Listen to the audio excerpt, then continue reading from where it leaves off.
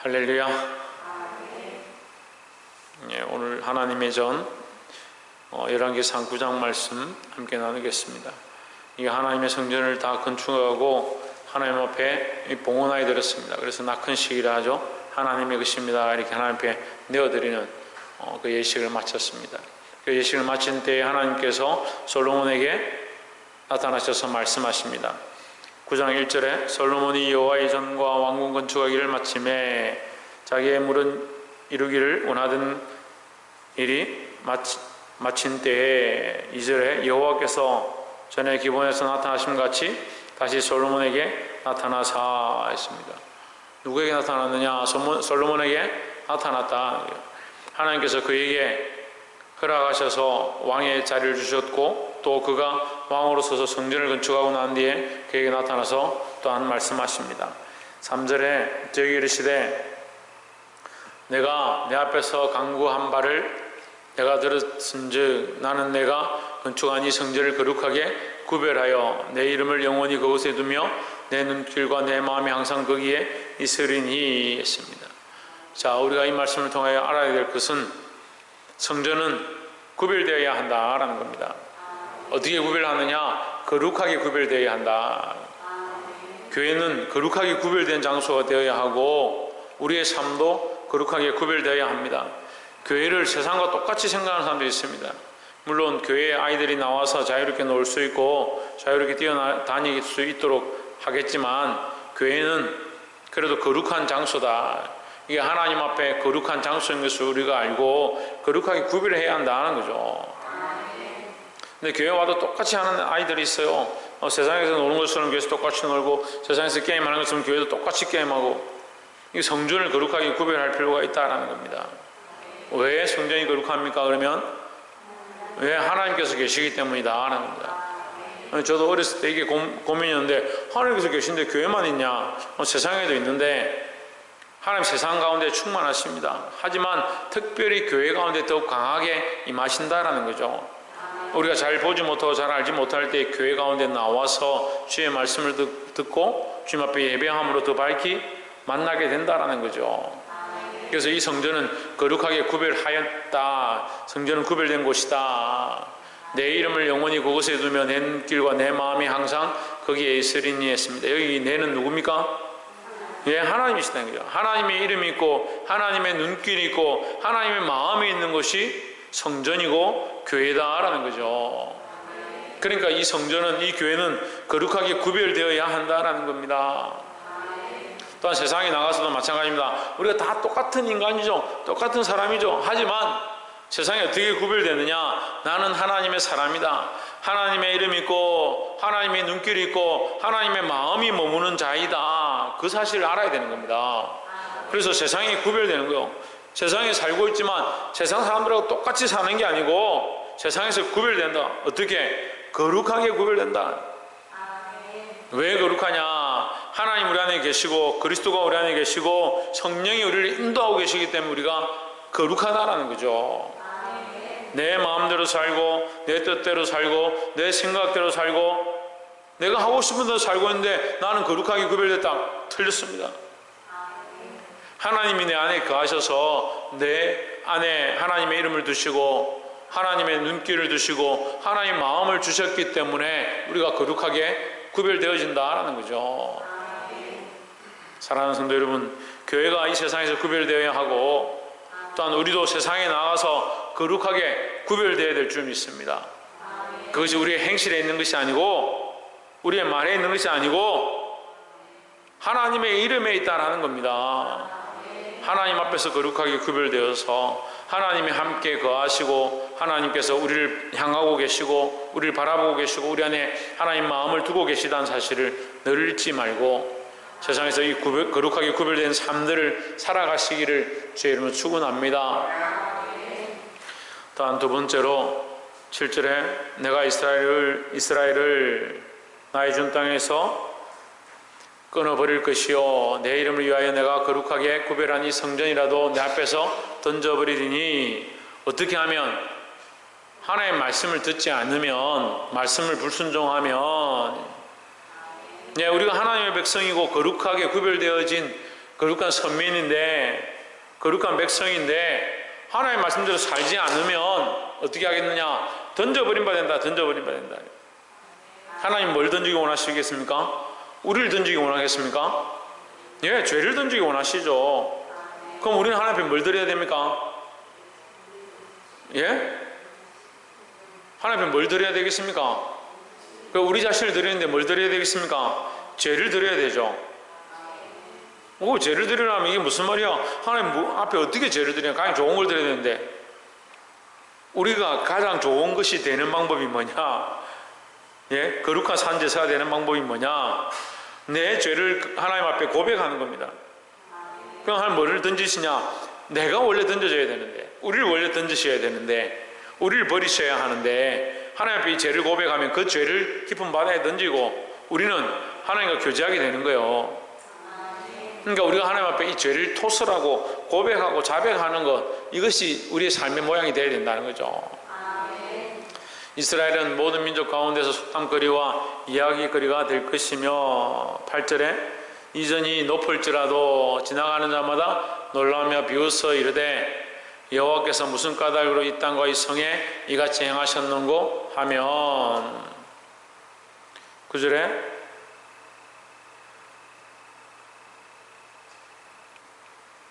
대답하기를 저희가 그들의 조상들을 애굽 땅에서 인도하여 내신 그들의 하나님 여호와를 버리고 다른 신을 따라가서 그를 경배하여 섬김으로 여호와께서 이 모든 재앙을 그들에게 내리심이라 하리라 하셨더라 했습니다. 여러분, 하나님의 마음은 그럼 버리기 원하시고 하나님은 무너뜨리기 원하시고 하나님은 망하게 하는 것이 하나님의 목적이냐? 그렇지 않습니다. 하나님께서 그 마음을 두시고 하나님께서 그 눈길을 두시고 그 이름을 두신 이 성전, 이 교회를 거룩하게 구별해서 바르게 세워가기를 원하시는데, 하나님께서 기뻐하시는 사람, 하나님이 원하시는 삶, 하나님과 함께한 삶을 살아가야 될 줄 믿습니다. 그래서 우리가 하나님 앞에 제사하고 하나님 앞에 나오는 것은 하나님의 영광을 위하여 나오는 겁니다. 그럼 하나님 앞에 우리의 뭘 내려놓아야 되냐? 우리의 죄를 내려놓아야 된다. 교회는 거룩하게 구별된 곳이니까 우리가 하나님 앞에 나와서 우리의 죄를 고백하면 우리가 어떻게 됩니까? 거룩하여져 가는 겁니다. 이 죄의 회개의 모습, 돌이키는 모습, 결국 말씀대로 살지 않는 겁니다. 이 결론은 말씀대로 살지 않는 건데, 말씀대로 살지 않는 게 뭐냐? 회개하지 않는 거죠. 돌이키지 않는 거죠. 여러분, 오늘 이 열왕기상 9장을 보고 있는데 8장에서 하나님 계속 무슨 말씀을 하냐면, 솔로몬의 입술을 통해서 우리가 기근과 온역이 임하거나 망하게 되거나 이웃나라가 침공하거나 우리가 다른 나라에 끌려가서 노예가 되거나 어디에 있든지 우리가 회개하고 돌이켜 마음을 다시 하고 주의 전을 향하여 엎드려 기도하면 하늘에서 들으시고 우리를 용서하시고 돌아오게 해주십시오. 그 기도를 솔로몬이 계속하는 거예요. 근데 하나님께서 나타나셔서 응답하시면 뭐라고 하느냐? 하나님 응답이 뭡니까? 너희가 돌이켜 이 전을 향하여 엎드려 기도하면 내가 하늘에서 듣고 너희의 죄를 사하며, 이런 약속을 하십니다. 그래서 이 성전의 역할이 되려면, 성전이 성전되게 하려면 우리가 뭘 해야 되냐? 회개의 일들을 해야 되는 겁니다. 우리가 물론 말씀대로 살아야 되죠. 말씀대로 살아야 되는데 우리가 연약하니까 우리가 완전하지 않으니까, 온전하지 않으니까 날마다 뭘 해야 되냐? 회개의 일들을 해야 된다라는 겁니다. 조회전 뭘 해야 된다? 유지은 뭘 해야 된다? 회개가 뭐야? 회개가 동계산하는 거야? 조회전 회개가 뭐야? 잘못했다고 하는 거야? 넌 뭐 잘못했어? 응.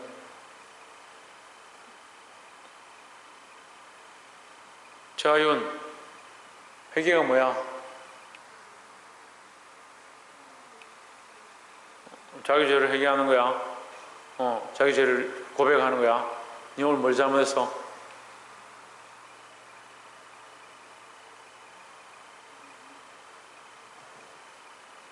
우리가 그러니까 저한테 할 필요 없어요. 네. 누구한테 한다고 했어요? 왜 방금 하나님 앞에 한다 했잖아.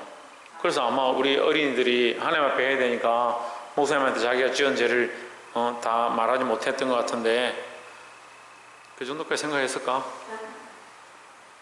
회개는 누구에게? 하나님께 하는 거예요. 하나님 앞에. 하나님 앞에 자기의 죄를 토설하고 자백해야 된다는 거예요. 문제는 뭐요? 저 요즘 문제가 뭔 것 같아? 문제가 뭔 것 같아? 회개할 거리가 없는 거지. 회개할 게 없는 거지. 얼마나 우리가 거룩한지, 우리가 얼마나 하나님 앞에 깨끗한지 회개할 게 없는 거예요. 회개할 게. 회개할 게 없어요. 얼마나 거룩하고 깨끗하게 사는지.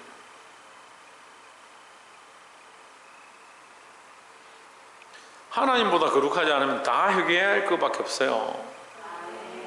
근데 하나님보다 다 거룩하지 않은 줄 다 알잖아요. 여러분 하나님보다 거룩하십니까? 하나님만큼 거룩하십니까? 근데 왜 회개하지 않냐고. 회개할 거리들이 얼마나 많냐. 하나님 앞에 엎드리면 엎드릴수록, 말씀을 들으면 들을수록 회개할 것들이 얼마나 많냐고. 자기 죄를 고백하고 회개하고 나아가시기를 소망합니다. 그리고 이 약속들은요, 재앙을 내리시겠다는 것이 아니고 회개하고 돌이키라는 거죠. 그 말씀대로 살고 하나님의 계명대로 살아가는 겁니다.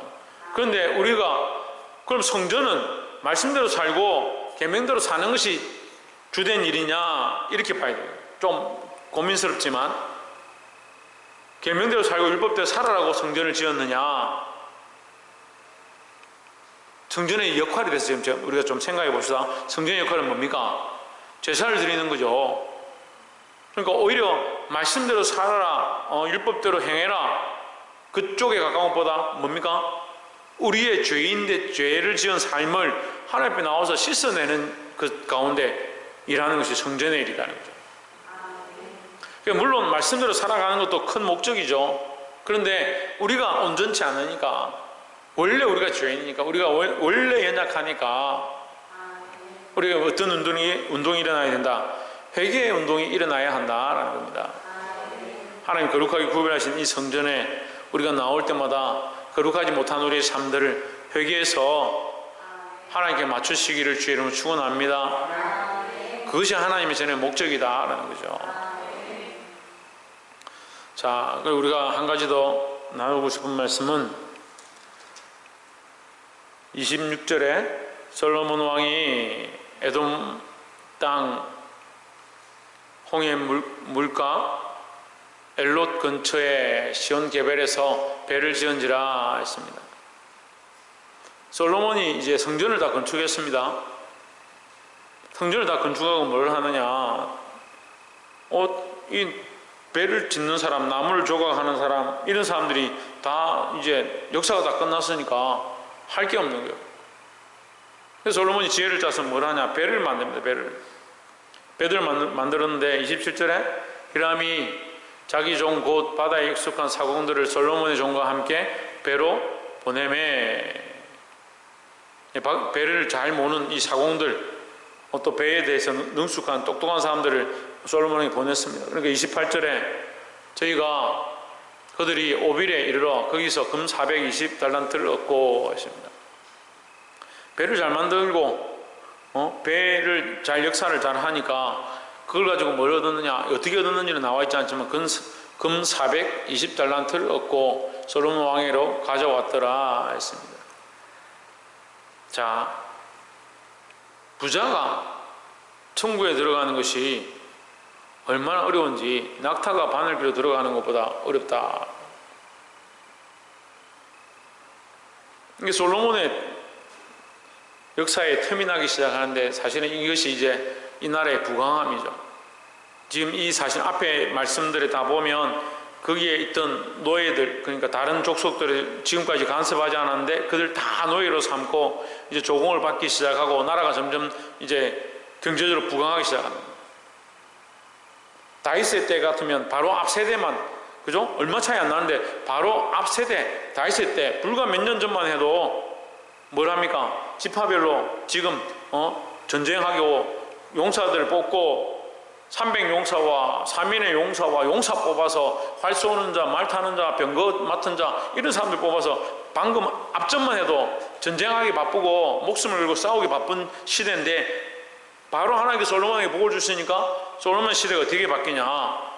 다른 나라들이 알아서 조공을 갖다 바치고 금과 은과 이 달란트들을 금달란트를 갖다가 금을 달란트채로 갖다 바치죠.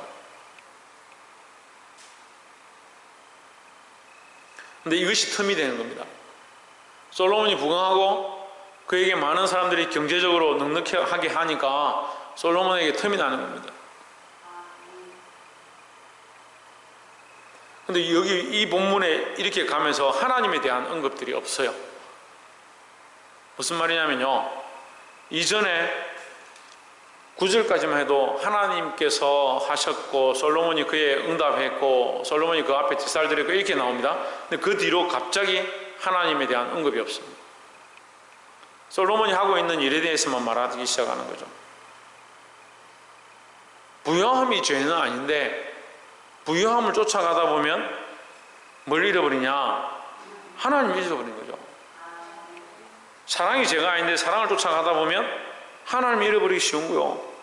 명예가 죄가 아닌데 명예를 쫓아가다 보면 하나님을 잃어버리기 쉬운 거요. 부유함이 죄가 아닌데 부유함을 쫓아가다 보면 하나님을 잃어버리기 쉽습니다. 자기 몸을 사랑하는 것 그게 죄가 아닐진데 자기 몸을 사랑하는 데 빠지다 보면 하나님 사랑하는 것을 잊어버린 거예요. 제가 이 청년들 가르치다 보니까 자기 몸을 얼마나 사랑하지. 자기 몸이 조금 상처나면 그걸 어찌해야 될지 몰라가지고 이걸 어떻게 해야 되나 아프다고 하고 약을 바르고 주의 전이 어떻게 되는 것은 별 관심이 없어요. 하나님과의 관계가 어떻게 되는 것에는 별 관심이 없습니다. 하나님 앞에 예배하는 것이 무너지고 하나님과의 믿음이 하나님 앞에 믿음이 깨어지는 거 그런 데는 별 관계가 없고 내 몸이 어떻고 내 몸이 어떻게 피곤하고 내 육체가 어떻고 그런 데는 굉장히 집중하는 겁니다.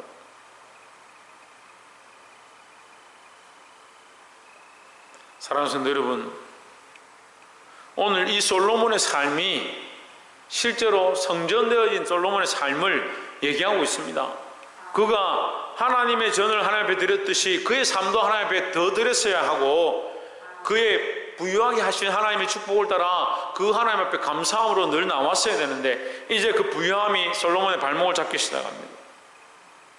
여러분, 우리가 부유해지고 경제적으로 살만하면 더 하나님을 섬길 수 있다면 하나님 우리에게 복을 주시겠지만 근데 많은 사람들이 그걸 잊어버리는 거예요. 우리에게 원로 목사님 계시지만 은퇴 목사님 계시지만 예전에 목사님이 그런 말씀하시면 제가 굉장히 오래됐는데 제가 기억을 하고 있는 게 있습니다. 한 20년, 25년 됐나. 하나님께서 우리에게 경제적인 부여를 주지 않는 것, 우리에게 하나님께서 온 세상의 주권자 되시고 온 재물의 주가 되시는데 그 하나님 우리에게 재물 주시지 않는 게 뭐냐? 우리가 그 재물을 감당할 수 없다. 그 재물을 받아서 하나님을 더 섬기고 더 사랑하겠느냐? 이제 그런 말씀하셨어요. 그럼 맞죠? 이 솔로몬이 이 부와 명성이 이제 올무가 됩니다. 10장에 넘어가면 스바 여왕이 나오는데 그가 어디까지 자기의 명예를 자랑하다가 어디까지 자랑하겠습니까? 성전의 창고까지 다 열어서 그 안에 다윗의 다윗이 금과 은을 보관해 놓은 그것까지 다 열어서 보여줍니다. 이게 올무가 되는 거죠. 자기 명예를 쫓아가고 자기 부유함을 쫓아가다 보니까 하나님은 어디 간 데 없고요. 자기밖에 없는 거죠. 시작은 하나님의 영광으로 했고 하나님 주신 지혜로 했는데 점점 잊어져가는 솔로몬의 모습을 봅니다. 여러분, 우리는 솔로몬처럼 되기를 원합니다. 하지만 하나님을 잊어가고 있습니다. 우리가 보아야 합니다. 반면교사로 삼아야 합니다. 우리가 하나님 앞에 부유함을 구하고 경제적으로 안락함들을 구하고 자녀들이 잘 되는 것들을 구할 수 있습니다. 구하는 것이 문제가 아닙니다. 하지만 뭘 잊어버리냐? 정작 잊어버리면 안 될 것들을 잊어버린다는 거죠. 그것이 성전이 무너지는 이유다. 오늘 하나님께서 성전을 해파하고 다 무너뜨리고 이방인들이 지나가면서 말하기를 저들이 하나님을 어찌하여 이렇게 했는가? 그렇게 할 것이다 했습니다. 근데 그렇게 되어집니다. 실제로 그렇게 되어집니다. 말씀을 맺겠습니다. 사랑하는 성도 여러분, 하루아침에 믿음이 무너지고 하루아침에 교회를 떠나고 그렇지 않습니다. 조금씩 틈이 나기 시작했고 또 조금씩 타협하기 시작했고 조금씩 하나님의 성전을 하나님 앞에 드렸었는데 거룩하게 구별했었는데 이제 그의 삶에 돌아와서 하나님 앞에 거룩하게 구별된 것들이 사라지고 자기 영광과 자기 명예를 위해서 살기 시작합니다. 그러면 이 솔로몬 왕과 우리가 별반 다를 게 없습니다. 그런데 오늘날 한국 교회가 그렇게 돼가고요, 잃어버린 다음 세대입니다. 지금 이 청년들요, 다음 세대도 아니요, 청년의 세대에 없습니다. 가까운 언양의 모 교회에 지금 제가 굉장히 친분이 있게 지내는데 평균 연령이 50대요. 평균 연령이 50대요. 교회 크기도 우리하고 비슷해요. 평균 연령이 50대고 40대 밑으로 한 명도 없어요. 40대 밑으로.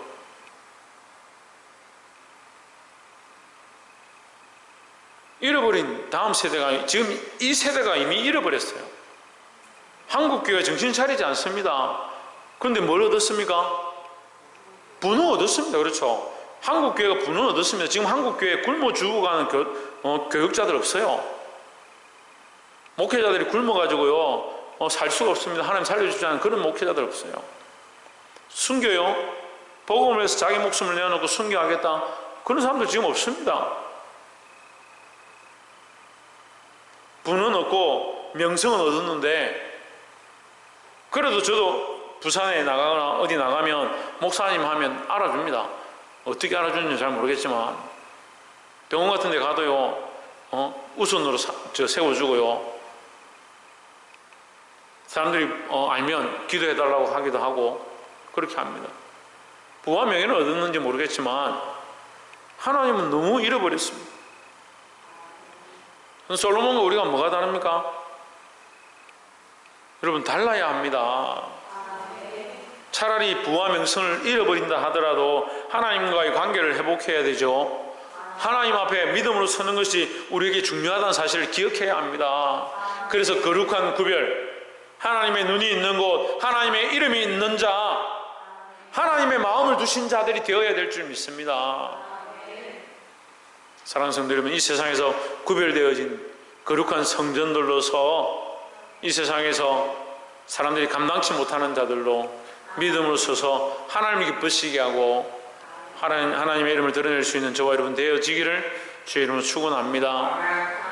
기도하겠습니다.